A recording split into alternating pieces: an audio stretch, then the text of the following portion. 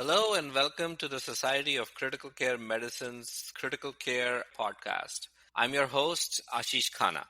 Today I'll be speaking with Charles-Herve Vacheron, MD, on the article Increased Incidence of Ventilator-Acquired Pneumonia in COVID-19 Patients, a Multicentric Cohort Study. This was published in the March 2022 Critical Care Medicine. To access the full article, visit ccmjournal.org. Now, Dr. Vacheron is a medical doctor. He's finishing his PhD, and he's with the Department of Anesthesia and Intensive Care at Centre Hospitalier Lyon in Lyon, France. Welcome, Dr. Vacheron, and we are so happy that you are here with us today. Thank you, Dr. Khanna, and I'm very happy to be with you too. Great. Now, before we start, do you have any financial or academic conflicts of interest or disclosures to report to our listeners? I have no other disclosure of interest than my passion about analyzing data of intensive care. Perfect. Patients first, and we all work for our patients. And, especially in the last 2 years, life has taught us a lot about how to better take care of our patients with COVID-19. So very, very impressed with your work. I think this is really interesting work. All of us have always thought and believed that the incidence of ventilator-acquired pneumonia in coronavirus disease was really, really high. But your study has clearly shown and proven this. Now, I'm going to start with a very basic question. Why did you choose to study this subject? This is a very interesting question. Thank you for asking me that. I think the beginning of this work comes from the clinical sense that we all have with this COVID patient in intensive care. Briefly, we had a pre-COVID-19 clinical sign when we had a pneumonia, bacterial pneumonia, classical pneumonia. We had a sign of respiratory distress, and we intubated the patient for respiratory distress. We maintained this patient in 5-6 days under mechanical ventilation, and they were after that okay and could be extubated. With COVID-19, we had to revise our view of the pneumonia and viral pneumonia with patients which show signs of distress very, very lately. And after the intubation, we have a long phase of mechanical ventilation, mainly because we cannot extubate them because of this ventilator-associated pneumonia. I want to understand if this was only a bad point of view of the clinician, and I wanted to show that this was not only on the field that we have had problem with this ventilator-associated pneumonia, but also on a global scale, and to understand that there is a real problem with this pneumonia. Very interesting. Now, this is a great introduction for your work. I see that you used something called the REA-REZO or REA-REZO surveillance network for your analyses. Tell our listeners more about this database. How big is this database and what sort of data is available for analysis in this database? Once again, thank you for this great question, because none of this work could have been done without the physician and the practitioner of the REA-REZO surveillance network. Briefly, the intensive care units in France, which devoted to fight against the nosocomial infection or the ICU-acquired infection, join our REZO. And for each patient they admit in their intensive care, or not the small length of stay, like under 2 days we don't require us to admit the patient, but all the patients which have a length of stay of more than 2 days are included into our database. And we ask very simple questions, like when the patient was intubated, is there ventilator-acquired pneumonia? Is there bloodstream infection? Is there antibiotic at the admission? And with this simple question, we are able to have a panel of the ICU-acquired infection. We are a REZO with approximately 100 centers in France. And recently I have worked on the couverture of the French ICU, and it's approximately 20 to 30% of the ICU bed in France, which is pretty okay to be representative of the French ICU population. Interesting. So it looks like it's a very detailed database and very representative of the French ICU population. And obviously, those are very important features of a good database. Now that you've done this important work, can you summarize for our listeners the main findings of your analysis, please? Of course, the main finding of our analysis showed that a COVID-19 patient matched with a non-COVID-19 patient have an increased risk of ventilator-acquired pneumonia, more than 2 times the risk of ventilator-acquired pneumonia.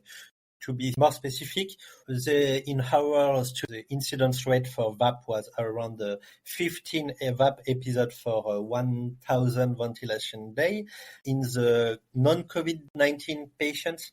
And for the COVID-19 patients, it was around 25. So therefore, this increased incidence was well characterized.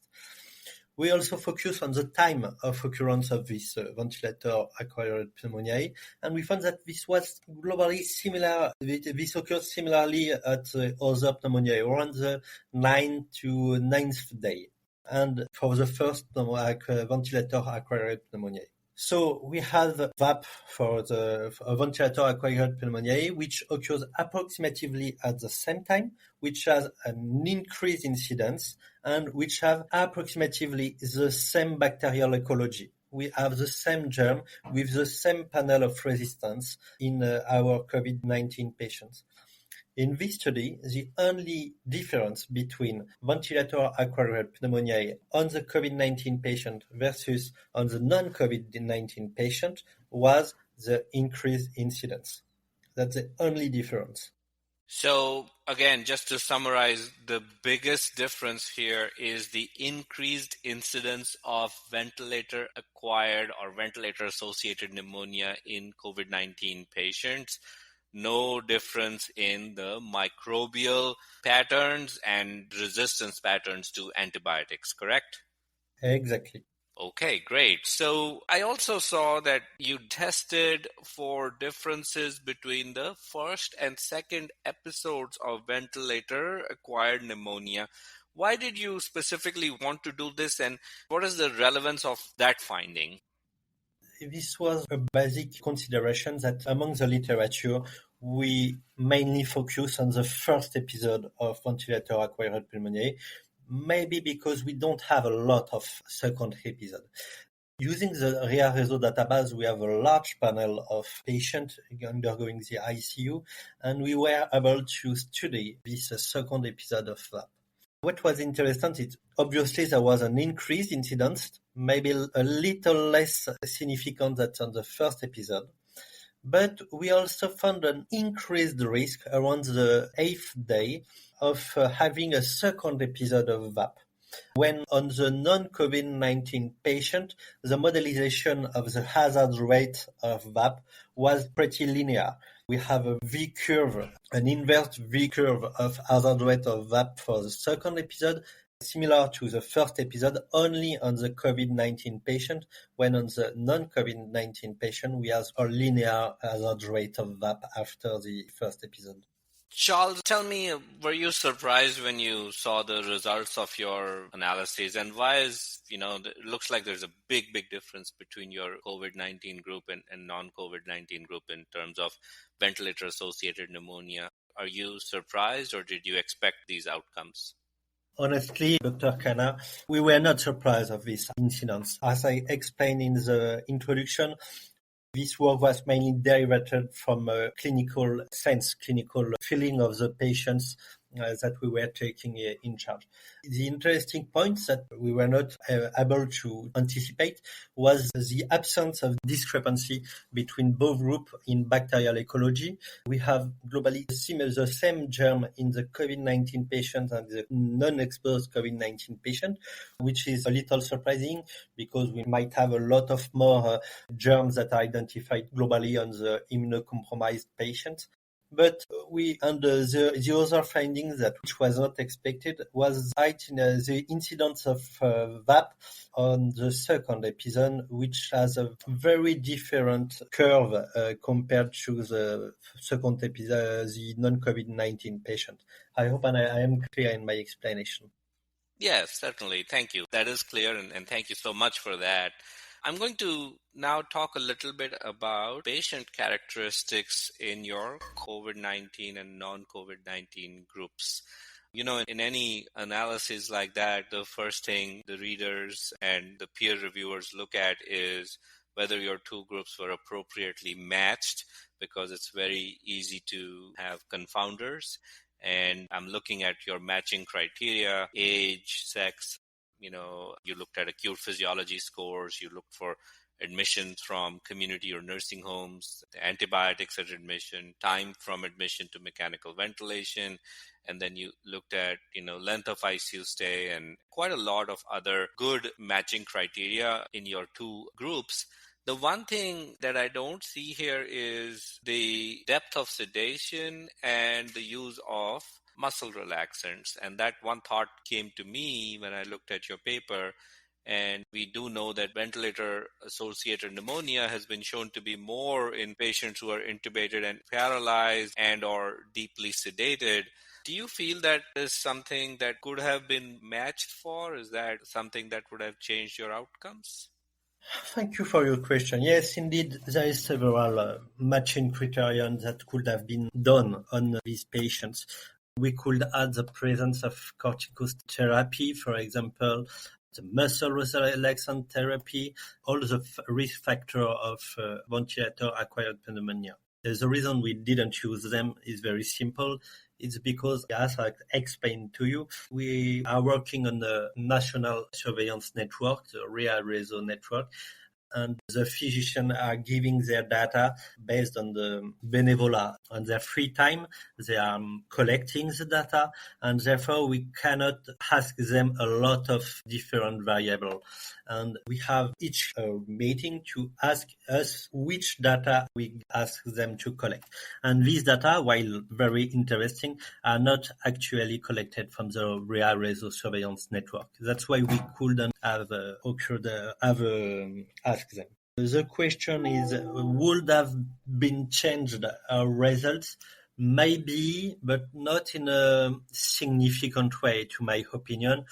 We know that in the IRDS, we have an increased incidence of ventilator-acquired pneumonia, but which goes to around 18 to 20 VAP per 1,000 ventilation day.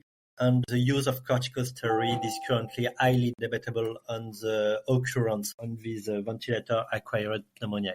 Therefore, this might have changed our result, but I don't think that will drastically penalize the conclusion of the article. Sure. And I also see that in your patient outcomes, your total duration of mechanical ventilation, your median days on mechanical ventilation is significantly higher in your COVID group, and so is your length of ICU stay. Again, that is expected. We know that COVID patients, they stay in the ICU longer, they stay on mechanical ventilation longer.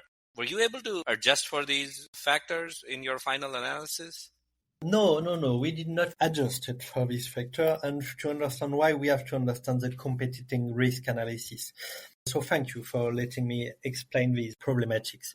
The competing risk is the presence of factors that influence on the outcome.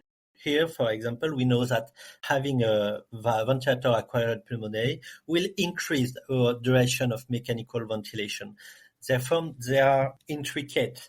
We cannot adjust on the duration of mechanical ventilation because we will create a bias regarding our patients.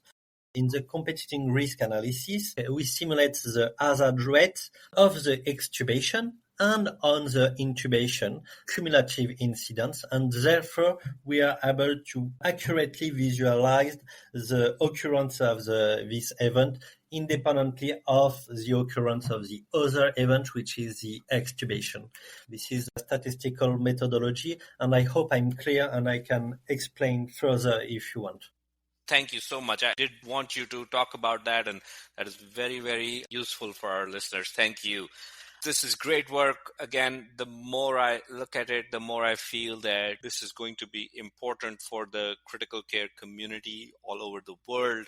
What do you want critical care doctors and providers all over the world who read your paper to have as a take-home lesson, and how do you feel your work is going to change practice in ICUs and how we manage these patients? Hard question, very hard question, because we are descriptive. We are more descriptive than explicative.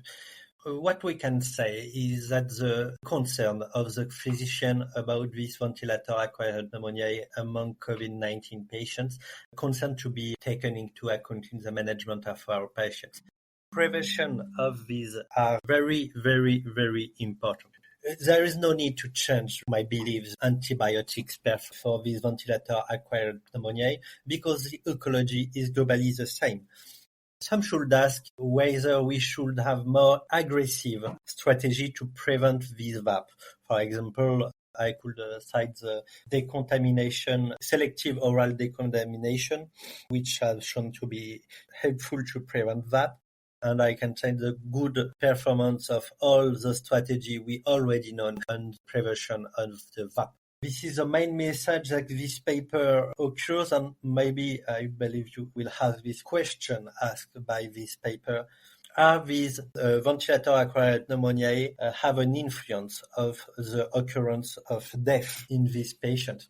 I mean, we know since several years that on the global ICU population, the VAP are accountable for 2-3% of the death of the patient in a work of 2011 by Debackert and al. Very good work. And my question currently is, are these VAP really the same as a VAP on our COVID-19 or non-COVID-19 patients? And do they penalize the patients more?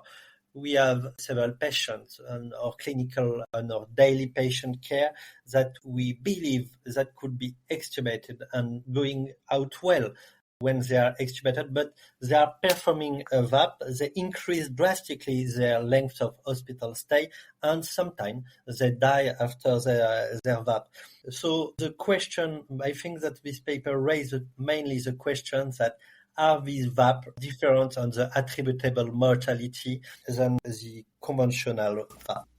Yes, that's a very, very important question about attributable mortality. I think this is something that we very often forget and don't think about when we look at analyses like this. So thank you for bringing that up. I think that's really, really important. Now, Charles, my last question to you today is really going to be ideas for other analyses. You know, you say it and you just told us that this paper is hopefully going to ask more questions and people will think about other analyses to do in this field of ventilator-acquired pneumonia. Do you have any plans of any follow-up analyses? So we are currently trying to understand this attributable mortality. This required a lot of work because we are on a multi-state analysis. I believe that your readers are familiar with this analysis, but briefly, this takes into account the competing risk analysis, but not only in one level, but in multiple levels. The attributable mortality has been studied widely by a German worker. I believe it's Maya von Kube, which have performed a lot of work on the ICU-acquired attributable mortality of the nosocomial infection. So I believe this is the next question we will ask us. And on a more pragmatic level, I believe that the main follow-up study which would follow this work will be if we are able to prevent the ventilator-acquired pneumonia, are we able to reduce the overall mortality? Recently, I think it's work from Leon et al. I'm not sure, but I believe it's Leon et al., which has shown on a small panel of patients that by preventing the VAP using SDD, selective digestive decontamination, we were able to lower the mortality. I think they were, this is my head, but I think they had an hazard ratio around 0.22, so a very, very high decrease of mortality. In our COVID-19 patient in ICU, I don't believe that the antiviral drugs or other therapeutics could be as effective as preventing the VAP in our patients. Thank you. These are really important points. And, we're coming to the end of this podcast, but do you have anything else that you would like to tell our listeners specific to your study or your work? Read critical care medicine and all the paper of critical care medicine, which are very interesting. Thank you. That's a great message. Exactly. And I can promise our listeners that I did not tell him to say that. He said it himself. So promise. Thank you. This concludes another edition of the Society of Critical Care Medicine's Critical Care Podcast. For this Critical Care Podcast, I'm Ashish Khanna.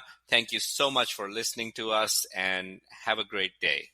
Ashish K. Khanna, MD, FCCP, FCCM, is a staff intensivist and anesthesiologist, associate professor of anesthesiology, and section head for research in the Department of Anesthesiology, section on critical care medicine at Wake Forest University School of Medicine in Winston-Salem, North Carolina. Join or renew your membership with SCCM, the only multi-professional society dedicated exclusively to the advancement of critical care. Contact a customer service representative at 847-827-6888 or visit sccm.org/membership for more information. The SCCM podcast is the copyrighted material of the Society of Critical Care Medicine, and all rights are reserved. Find more episodes at sccm.org/podcast. This podcast is for educational purposes only. The material presented is intended to represent an approach, view, statement, or opinion of the presenter that may be helpful to others. The views and opinions expressed herein are those of the presenters and do not necessarily reflect the opinions or views of SCCM. SCCM does not recommend or endorse any specific test, physician, product, procedure, opinion, or other information that may be mentioned.